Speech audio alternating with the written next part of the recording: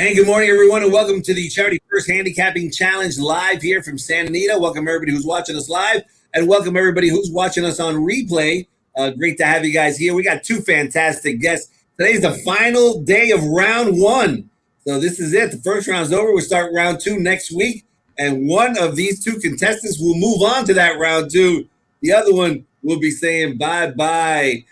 Chappie, good morning. How you doing? Good, Georgie. Yesterday was a great day of racing. A lot of big prices, big balloons all around. And we had some surprising results in the big race at Oaklawn. Yeah. And, I've got my partner today who hopefully he's prepared, or hopefully he didn't drink too much of that vino that's behind him on the picture. But I'm looking forward to today's contest. Well, was that a hello to me, Chappie? Or am I waiting for a formal? Okay, because I did not know who I was playing today, and I was ready to say, who's my next victim? This is just going to be a complete slave fest. And then I said, I'm in trouble. So Chappie, we need to do some real winning. This is not one of those contests where the winner's going to have $160. I think we need to swing for the fences today. Yeah. Bring it. It's time to bring it, Dave. I hope you did. All right. I'm so proud to have my guest, Nicole. They do a great job. They've done a great job on this show, and they have got some spectacular lipstick on today. Thank you. Hello. It's like, hey, Nicole is here. Nicole, great to have you on the show. Thank you so much. You can't see much just because of where my computer is pointing, but I'm here at Hawthorne Racetrack today. Yeah. We've got races going here. I mean, first post isn't for another 2.5-ish hours, 3:10 Central. So I got some time to chat Santa Anita before Hawthorne begins. Say hi to Jim Miller for us. Hi, Jim. Dave Weaver. Yeah. Weaver Jim says hi. And if Jim Bennis strolls by, tell him Dave might need some help with his picks. So, Jim's always at Hawthorne as well. So. I was on a radio show this morning, and we had Wayne Catalano, and of course, hey, there he is right there, baby. There's Jim. He's like 7'9". He really has to duck down to get into the shot. Yeah, he's tall. We had Wayne Catalano and reminiscing about Arlington Park and how sad Wayne is because the Catman. How many times has he won the training title at Arlington? And again, it's still shocking to me. What's the latest on Arlington Park from over there in Chicago? I mean, as far as news, there's not a whole lot since the last time I was on here. The meet is starting up. Like, this is actually the second to last week of Hawthorne Spring. And then Arlington opens on Oaks Day. And it's just a very weird, surreal feeling. Like, I don't know exactly what to expect other than it's going to be weird. And I mean, I know that there are a lot of people who, they're excited to get to Arlington and at least experience it, a couple more times this summer before it closes. And I think what really knocked the wind out of me was maybe a week ago, Arlington posted something on Twitter asking for pictures or video. And we're really leaning into that finale last hurrah thing. And I about cried. That just made me sad. Yeah, it is. It was kind of sad. Tough for me, man. That was the spot I went to many, many times, and I was already into racing, but we used to make many trips to Arlington. And then when Cigar won the Citation Challenge, I was right there on the finish line, and that was my first time I saw greatness in front of me, and I knew I wanted to do it forever. So I'm gonna miss Arlington for sure. No, Arlington was the first track I ever went to. And I remember I didn't know how to read a form to save my life. So I just bet horses with funny names. And I left a winner because there was a horse named He's Hot Sauce who won an Illinois allowance at 8-1. So, just all kinds of weird memories like that. Dave, you've been there, haven't you? I went there one time. It was in the very beginning, the infancy of TVG, like 1999 or 2000. And I wasn't even on the air, but I was working behind the scenes, and we went out to do 2 features. One of them was on jockey Mark Guidry, and one was on trainer Dee Poulis. And it was like the most beautiful, gorgeous racetrack that I had seen. And I'd never really experienced it during the race day. I was just kind of there we went back in the mornings and stuff, and I'd never really been able to go as a veteran, as a fan. But I just remember it was early, like the sunset was coming up, and you just looking at this just beautiful portrait of the racetrack and everything behind it. And I remember it just being just like mesmerizing. Wow, I'm here. I'm at Arlington Park. And then, 20 years later, I never unfortunately made it back. And obviously, I won't make it back. But we had the same sad moment here at Hollywood Park and I used to work at Hollywood with George in the mid 90s. And, so when you have something that you grew up with and it just was always a part of your life and it's going to be gone, it's hard to swallow. Speaking of hard to swallow, we kind of broke the news a little bit yesterday, but today was official. Officially, Rosario is going to be riding Rock Your World. And, Rosario, longtime ally of John Sadler. And, you don't get to go to the Kentucky Derby too often. So they're not leaving any stones unturned. They're going with the best guns, the ones they went with. But, of course, our heart goes out to Rispoli, who was interviewed today by the Daily Racing Form. And I was there overhearing it. He said all the right things. He was blessed to be on the horse. He was happy to have his first Grade 1 winner. He's just a class act. What are your thoughts? Ice cold on the jockey change. It's surprising to me, but then when I went back and read Jay Pribman's article and pointed out that Rosario was on this horse, I didn't remember that. I just kind of always thought, oh, it's Rispoli, so it's going to stay with Rispoli. So maybe this was always Rosario's horse. He wasn't there to ride in the Santa Anita Derby, and Rispoli got the mount, and now it's going back to Rosario. So it's a little less devastating knowing that, but just to see the emotion from Rispoli after that race, and he was just taking it all in. And to me, my thought was he was getting so emotional because he knew that he just earned his first ride ever in the Kentucky Derby, and now that's taken away from him. He's never been in the race before, and he obviously would be on one of the favorites with this horse, Rock Your World. But, it's horse racing, and that's the nature of the game. You don't always retain the mount. Even if you have it, you can lose it. So, but like you said, he's so classy that it won't hurt him at all. He'll just come back and probably win a race today. Yes. Yeah. I feel bad for him. I don't know what you think about it, Nicole, but obviously this is just part of the game. This is the tough part of it, but it happens all the time. And it happens both ways too. Jockeys jump off to get on a better horse as well. And, your heart goes out to them, but people don't see it, but this is part of it. It happens. It's tough. Oh, he's a class act, Umberto Rispoli, and a good enough rider. I mean, I'm bummed for him, although I understand that there's the history there, so the jockey move makes sense in that regard. But I've got my fingers crossed for Umberto Rispoli that he'll get a Derby mount soon, and he's good enough that he probably doesn't need my luck. John Sadler, one of my favorite trainers, and he's always been Rosario's always been his guy. That's his guy. And so if he's going to the Derby, he's not gonna, he's going with his guy. He's going with his guns. And you know what? In the long run, I think this will actually help Rispoli. I think, Sadler's probably gonna give him more mounts. Other trainers are gonna man, Rispoli here. And so I think it's gonna work. Everything's gonna work out. And I certainly am rooting for Rock Your World to do well. But I mean, we got a lot of contingents here. We were this morning in the Bob Baffert barn. He's got Medina Spirit. We also filmed Hot Rod Charlie in the Doug O'Neill barn, and Doug said he's doing fantastic. So we still got a nice contingent of SoCal horses trying to get the roses.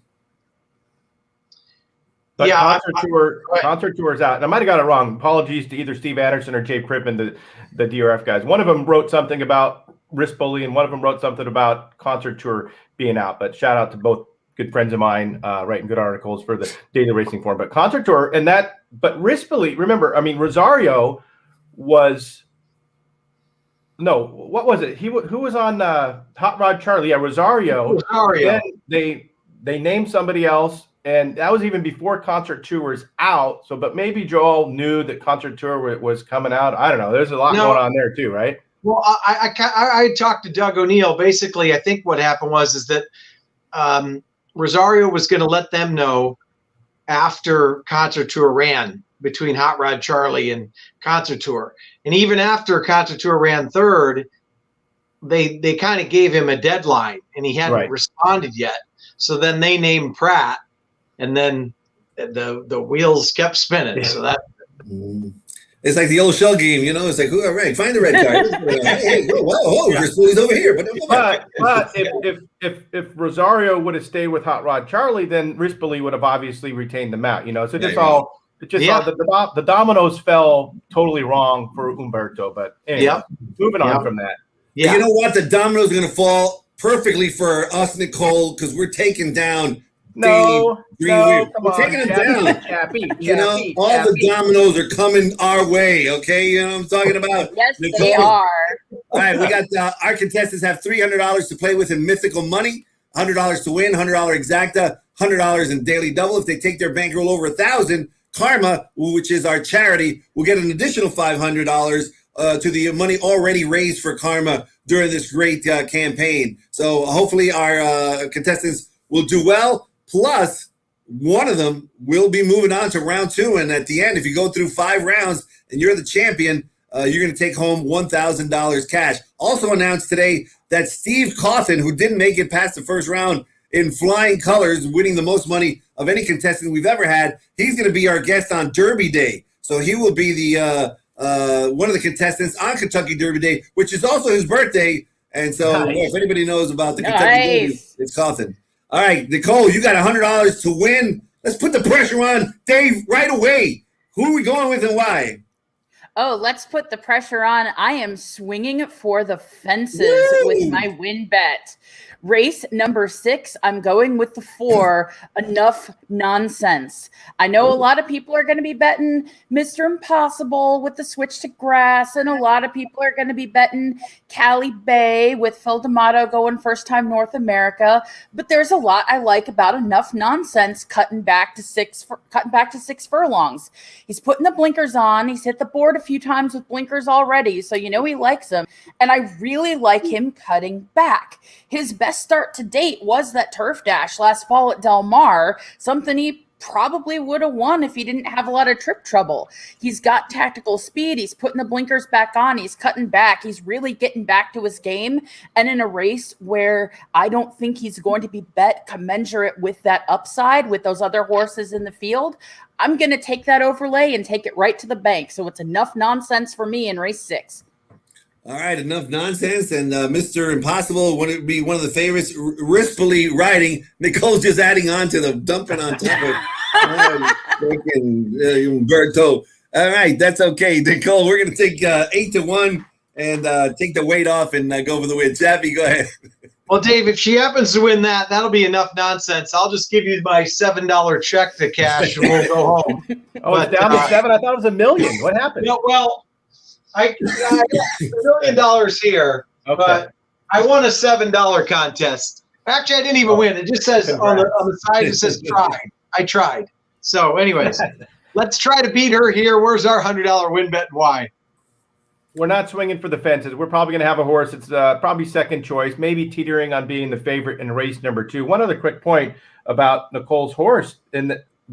You mentioned the cutback in distance. The sprint was good, but that was also the only time that Alex Centeno rode the horse. And so he obviously fit that horse very nicely. So you're getting the apprentice back. That's a good pick at 8-1. We're going to get a little more chalky, though. Real quick, though, you said this is the final round or the final match of the first round. Who's won more right now, Team George or Team Chappie? Chappie has crushed me. Yeah, let's stay hot, Team Chappie. Okay, I just wasn't sure. No pressure, race number 2. Baffert's got the 8-5 morning line favorite in Corvette. I mean, can Baffert every day just unveil another first-time starter that wins by 5? No, it's just not humanly possible. We're going to go to the horse with the experience. That's the 4 Sharapova. This is the Peter Urton second-time starter who's dueled on the lead first time out. Got a little bit tired late, but with that race under her belt, she comes back and she wins second time around. So she's 9-5 in the morning line. Baffert's 8-5, and the rail runner for the other Baffert that has raced, Ream, is 2-1 in the morning line. So who knows? Maybe if the public bets Baffert like they often do, we could get 2-1 on this runner and pick up a quick 300 to get the lead. And we always know that Peter Urton's better second time out. That's Sharapova. And when Sharapova crushes, it's going to be 15 love, ice cold. Yes. See, I'm real glad I didn't decide to go conservative with my win bet, because the other horse I had written down and was for my win bet was Sharapova, and that would have been real boring. Yeah, we don't want Deuce. I mean, we don't want Deuce. That's boring. Come on, no I tie. can't knock your pick there. Sharapova looks great in that race, and you made the right choice with that race. And since we're going with the theme, because today we're going with the same theme, Umberto Rispoli rode that horse last time and was replaced. Oh, there you go. It's just, we're going to go with the theme. George, too soon. Too soon. Too soon. Anyway, Sharapova trying to get an ace certainly looks like a good pick. Race, you got a $100 exacta. We know for sure that Dave Weaver's going to go with an ice cold exacta. We know that for sure. So definitely, he's going to have less chance to win because it's only going to go one way. What are you doing with your exacta? What I'm doing with my exacta, I will admit, I'm not going to go ice cold with my exacta, but I'm going to race 4, and I'm going to take the number 3, Anna Fantastic, and the number 5, Lofty, over the number 6, Rakasa. And what I like about Anna Fantastic, she's got some speed, may not outjump Lofty, and being inside the foe may be a little tough, but I think she can track back. I think she looked nice last out switching onto turf. And so I think Anna Fantastic is just a horse who's coming into her own a bit. And, it is she's taking a step up from that Calbred allowance to that open allowance, but just getting in the right form. And then Lofty just has real 5.5 furlong speed. Hasn't raced since May of last year, but on the stretch out to 6 furlongs, your pace setter. And then I'm keying Rakasa in second, because one of my favorite handicapping angles is horses who love to finish second continue to finish second. And Rakasa, 9 starts, 1 win, 5 seconds. She's finished second in 5 of her last 6 starts, and clearly fits the level. In her last 3, she's been running in this one other than kind of allowance, going 1 turn on the grass. Second. She'll be prominent from the start, but just always seems to have that one horse past her. And so I'm just going to lean into that, pick the 2 I could see possibly winning, and put them over Rakasa for that exacta. All right. 3-5 over the 6, Raka Shah, who has second-itis. And we're going to go to Team Chappie and Dave Weaver, who's also going to come in second today. So he's going to have second-itis. Yeah. I like how you keyed the horse in second. That reminds me, Dave, what you used to do, was it the 5th wonder of the world? What was your bet? Super high 5. Everybody can find a winner, but it takes a real skill to say who's going to finish 5th. So in the super high 5, I would go like spread, single for 5th. And it's like uncanny. I pick like 60 to 1 shot finishes 5th. Of course, I would mess up everything else, but I'm always right with the 5th. And I would say I hit it about a 60% strike rate on picking the horse who's 5th. So yeah, that's fun for me. But we've never that seen is a strange talent, and I love it. Right, yeah. But I think in all these contests that we've done, I've seen ice cold exact, I've seen $50 box, I've seen $50 key a horse on top of 2 horses. But that may be the first time I've seen a key underneath for 50 with the spread on top. So good strategy on a horse who likes to finish second. I'm going to go to race number 7. This is a maiden claiming race. I'm going to take 2 horses that, to me, are just coming out of the better races over the course of their careers. That's the 2, Bob Daniels, and the 8, Careless Kitten. A ice cold Quinella. I'm going to box him up because I couldn't separate the 2 and the 8. So, and this is for charity too. We want Karma to get something out of it. If I'm wrong and it comes 8-2 and I played 2-8 or the other way around, I would feel bad that I didn't pick up at least a couple $100. So $50 box, 2-8 in race number 7. See, George, technically it was still an ice cold. Ice cold Quinellas. When I saw the box there, I was pulling, I was like, I'm coming to join you, Elizabeth. I can't believe it. I'm coming to join you. I can't believe it. I love it. Ice Cold Quinella. He saved it. Ice Cold Quinella. Nicole, daily double time. Ding, ding, ding, ding. Jeopardy. This is our final Jeopardy. We're going to have to take down this daily double, I feel. So where are we going and why? All right, taking that daily double late in the day. We're going to start in the 8th race and go with the logical horse, the number 4 Brickyard Ride. I mean, it's not just that I'm a Clubhouse Ride stan, although I am a Clubhouse Ride stan, and I'm really excited about what a nice California sire he's become. But Brickyard Ride has just gotten good. He's got a lot of speed. He wired him in the San Carlos. He wired them in the Cal Cup Sprint. It's a 4-horse field. Nobody's got the kind of speed that Brickyard Ride has in this field, and I think he's going to get the same kind of trip he's been getting and take them all the way around. And then that gets us into race 9, and I will go 2 deep in race 9. I like Blue Ballon, the number 9, probably the speed, especially since she wired a 6-furlong turf sprint 2 back. I'm willing to forgive that last out with the start being not so great. Think she's got enough speed to try to take this from gate to wire. But if she doesn't, I'm also interested in Isn't She Lovely as a possible win candidate. Woke up very nicely.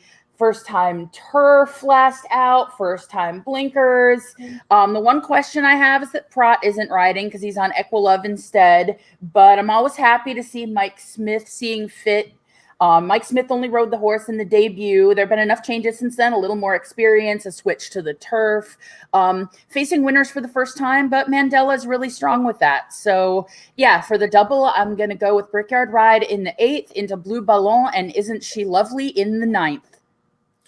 All right, it sounds good. Chappie, I feel like I'm taking mushrooms or something. Your shirt is driving me nuts. It's like right. Have you guys seen Chappie's shirt? It's just like, woo. If you stare into it long enough, you see an ice cold Jack logo. So yeah. Go ahead, Chappie. Davey, where are we going with our double and why?